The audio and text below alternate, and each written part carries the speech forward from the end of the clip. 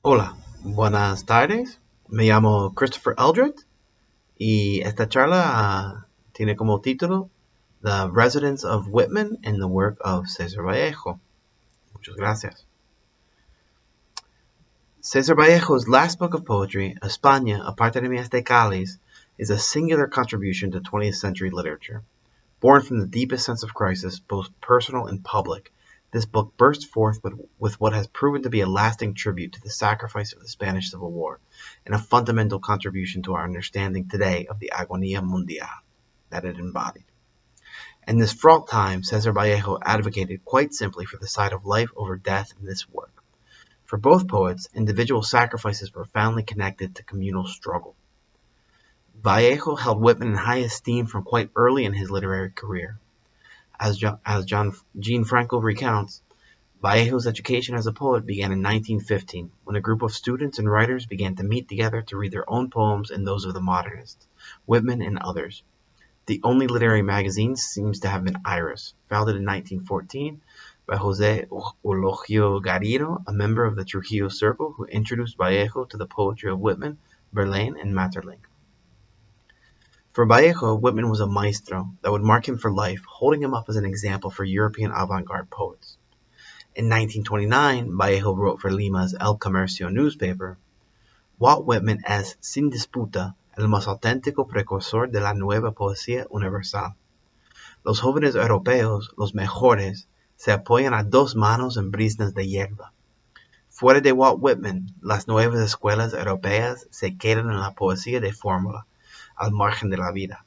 Se quedan en el verso de bufete, en la masturbación.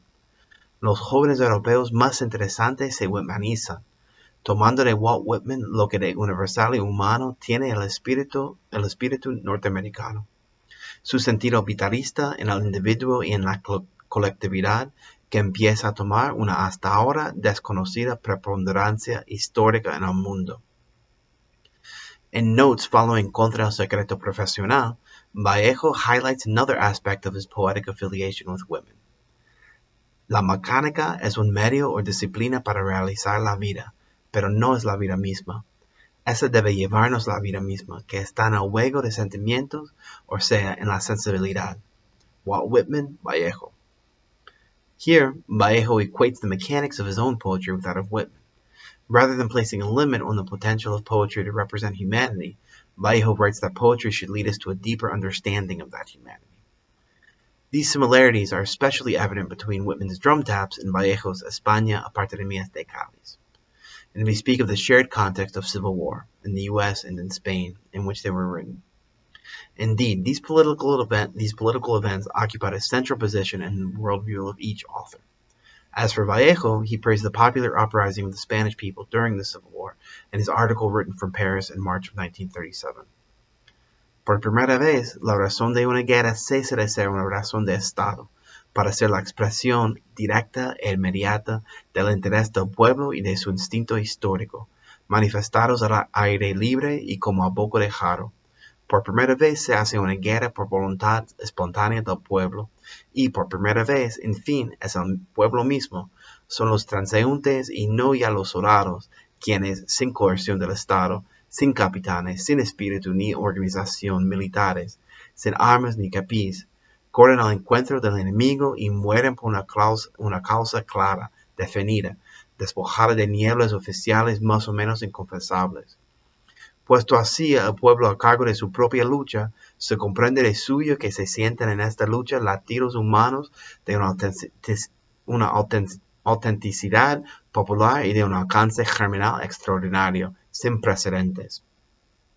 Vallejo y Whitman both viewed civil war as a political and spiritual crisis. The dissolution of the United States and the continuation of slavery in the case of Whitman, or the institutionalization of fascism, as was the case with Vallejo. Sacrifice is essential to Whitman's vision of society, which, like Vallejo's, found its maximum expression in the voluntary uprising to fight for a greater good. Whitman writes in Democratic Vistas, the movements of the late secession war and their results, to any sense that studies well and comprehends them, show that popular democracy, whatever its faults and dangers, practically justifies itself beyond the proudest claims and wildest hopes of its enthusiasts. and how the brunt of its labor of death was, to all essential purposes, volunteered. The people, of their own choice, fighting, dying for their own idea, instantly attacked by the secession slave power and its very existence imperiled. Descending to detail, entering any of the armies, and mixing with the private soldiers, sprang at the first tap of the drum to arms, not for gain, nor even glory, nor to repel invasion, but for an emblem, a mere abstraction, for the life, the safety of the flag.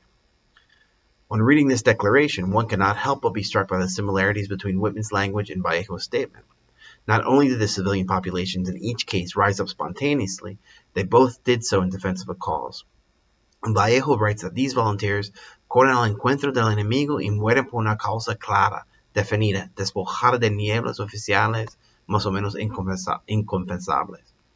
Whitman writes similarly that the volunteers sprang at the first tap of the drum to arms, not for gain, nor even glory, nor to repel invasion, but for an emblem. Both Whitman and Vallejo stress the importance of the spontaneous uprising community in defense of a greater good, and a commonly held faith in a shared humanity.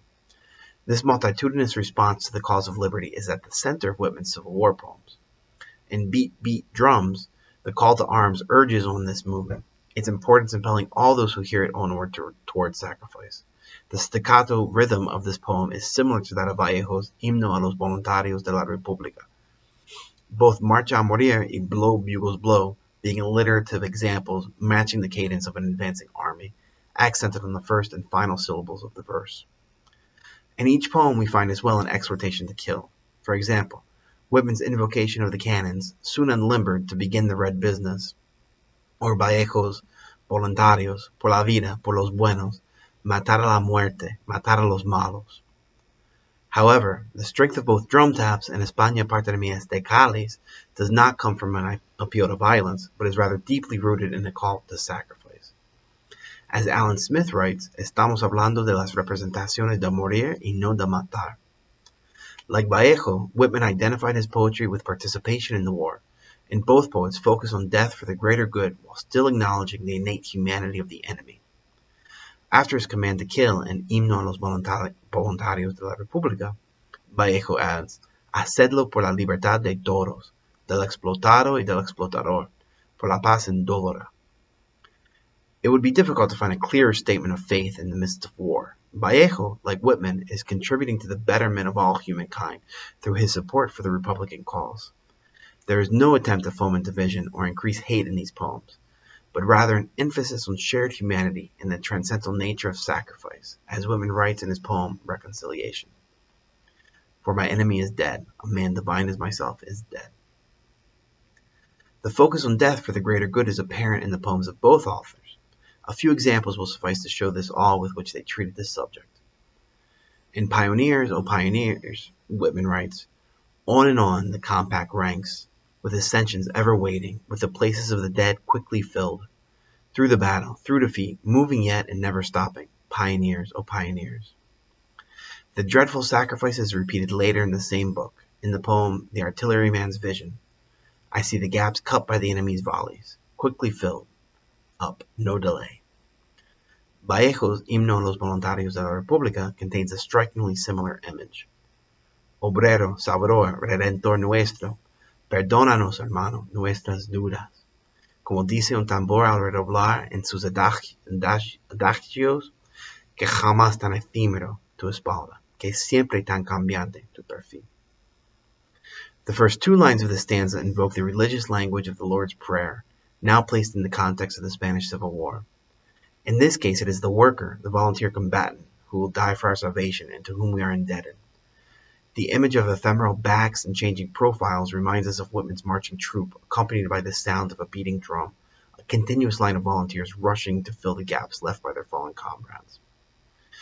Though Vallejo does not specifically mention death in this stanza, the word perfil is reminiscent of another of his poems, El momento más grave de la vida, in which we read, El momento más grave de mi vida es el haber sorprendido de perfil a mi padre. In this example, perfil alludes to the biological impermanence of life, in this case the realization of mortality. Glimpsing his father's profile is a reminder that our biological self is finite, and that one day perhaps we will all lie in state. In Himnos a los Voluntarios de la República, This is not a tragic realization, but rather a celebration of the great sacrifice of the volunteer militias. Whitman's poem, A Sighting Camp in the Daybreak, Gray and Dim, recounts the macabre anecdote of discovering 3 cadavers next to an army camp. An allusion to the biblical crucifixion, this connection is made evident by the description of the 3rd body. Then to the 3rd, a face nor child nor old, very calm, as of beautiful yellow-white ivory. Young man, I think I know you. I think this face is the face of the Christ himself, dead and divine and brother of all, and here again he lies. Without any defining features, this last body is a symbol for all humanity. The same could be said of Pedro Rojas from Vallejo's poem. Although Rojas was in fact inspired by a widely circulated event at the time, the name is fictionalized, gaining a symbolic function in the poem. Through this representation, Pedro Rojas becomes a character that represents the whole of human society, and is this all-encompassing aspect that is captured in his binomial description. Padre y hombre, marido y hombre, ferroviario y hombre. Here we have an individual description of this person, father and husband, as well as laborer, that emphasizes his familial condition, connecting him to all of humanity.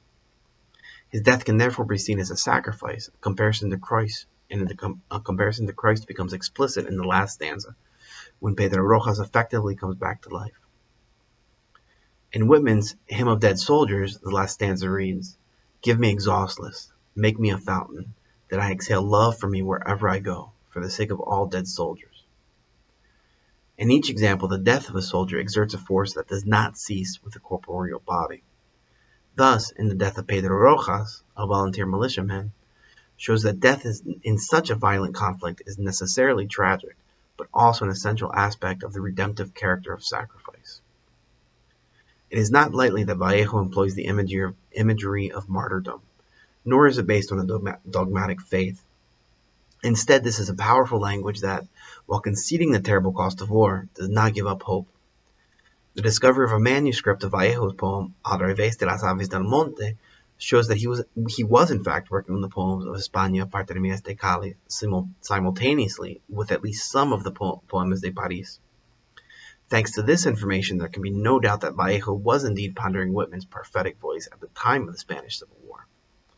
Vallejo writes, "Pues de lo que hablo no es sino de lo que pasa en esta época, y de lo que ocurre en China, y en España, y en el mundo."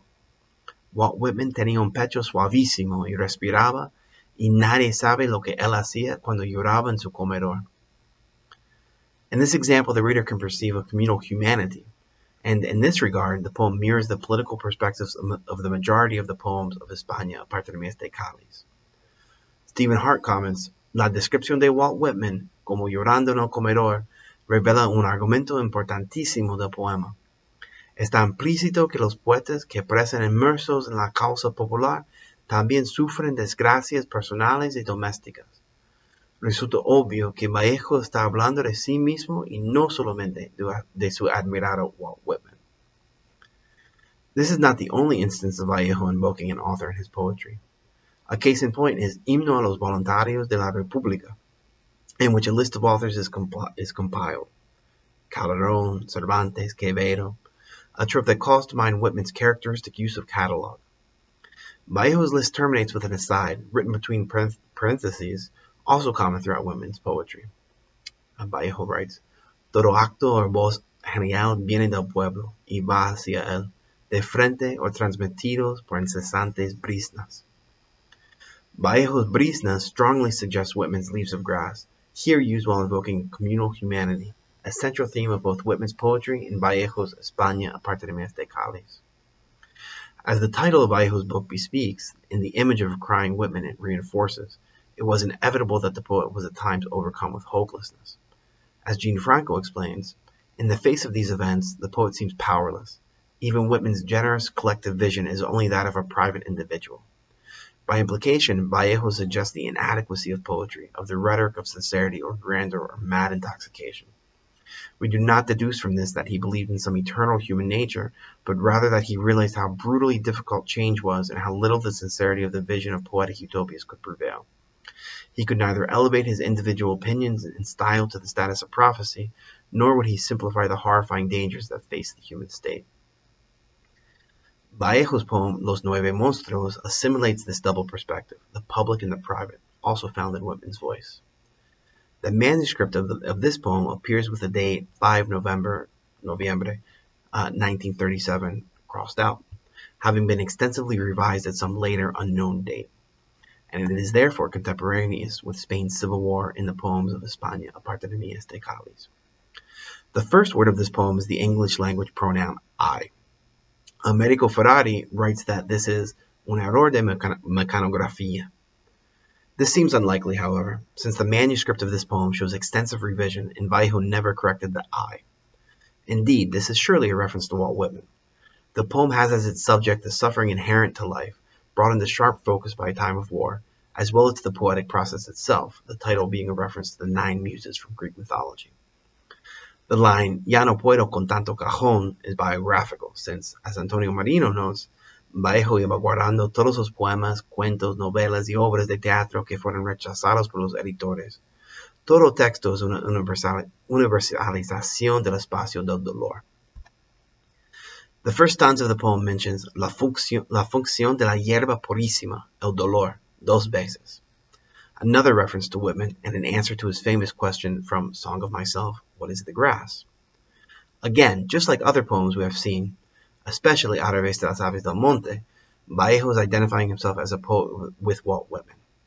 The words dos veces are repeated in 3 lines of the first stanza, and in each instance they replace the word doble from the original manuscript. This revision further emphasizes the dichotomous role, both public and private, of the poet. Together, the first and last lines bring into focus personal and communal suffering, and at the same time underscore Vallejo's understanding of Whitman's poetry. The first line, ay, desgraciadamente, is a counterpoint to the last, ay, hermanos, muchísimo que hacer. The phonetic equivalence between the English I and Spanish I tropes the suffering of the poetic self into a call for communal action. This is the crux of Whitman's prophetic message, especially apparent in section 46 of Song of Myself. Vallejo's poem, Los Nueve Monstruos, demonstrates a complex understanding of Whitman's prophetic poetry, and we can trace the beginning of this understanding back to at least 1929. In his article, Función Revolucionario del Pensamiento, Vallejo writes, el objeto o materia del pensamiento transformador radica en las cosas y hechos de presencia inmediata, en la realidad tangible y envolvente. El intelectual revolucionario opera siempre cerca de la vida en carne y hueso, frente a los seres y fenómenos circundantes. Sus obras son vitalistas, su sensibilidad y su método son terrestres, materialistas en el lenguaje marxista. Es decir, de este mundo y no de ningún otro, extraterrestre o cerebral. Nada de astrología ni de cosmogonía, nada de masturbaciones abstractas ni de ingenio de bufete. El intelectual revolucionario desplaza la fórmula mesiánica, diciendo, mi reino es de este mundo. This example is significant for several reasons. First, the sentence, nada de masturbaciones abstractas ni de ingenio de bufete, is exactly the same language with which Vallejo recriminates writers for not following Whitman's example in another article from 1929, Poesía Nueva. Thus, Vallejo is here tacitly stating that Whitman is in fact an intelectual revolucionario. Second, the final line, mi reino es de este mundo, secularizes Christ's words from John 18:36, putting emphasis on the material, communist interpretation of revolution. By July of 1937, however, in his speech at the Segundo Congreso Internacional de Escritores para la Defensa de la Cultura, Vallejo amends this line to read, mi reino es de este mundo, pero también del otro. Vallejo's interpretation of the role of the revolutionary intellectual, and thus of Whitman's poetic message, becomes more complicated between 1929 and 1937. Faced with the urgent crisis of Spain's civil war, Vallejo realizes that revolutionary poetry must include a recognition of our own spiritual humanity. Muchas gracias por su tiempo y estaré muy feliz de responder a cualquier pregunta o de seguir en el diálogo. Hope you enjoyed the talk, and I'll be very happy to continue speaking about it during the conference. Thank you very much.